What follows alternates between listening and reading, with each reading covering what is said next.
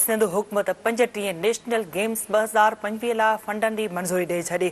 मकानी इदारनि वारे सूबाई वज़ीर नासिर शाह जी सदारत हेठि काबीना जी फाइनेंस बाबति सब कमेटीअ जो इजलास थियो। इजलास में सूबाई वज़ीर ज़ियाउल हसन अंजाज़, सईद गनी, लाॻापियल खातनि जा सेक्रेटरी शरीक थिया। इजलास में वर्क्स एंड सर्विसिस खाते लाइ एमरजेंसी फ्लड असिस्टेंस कम्युनिटी में तरमीम ऐं फंडनि जी मंज़ूरी ॾिनी वई। चए त Thar institute of engineering science and technology phase 2 जे क़याम यूनिवर्सिटी में फ़ी माफ़ करण सबबि रहतुनि जी अदायगी जी पिणु मंज़ूरी ॾिनी वई।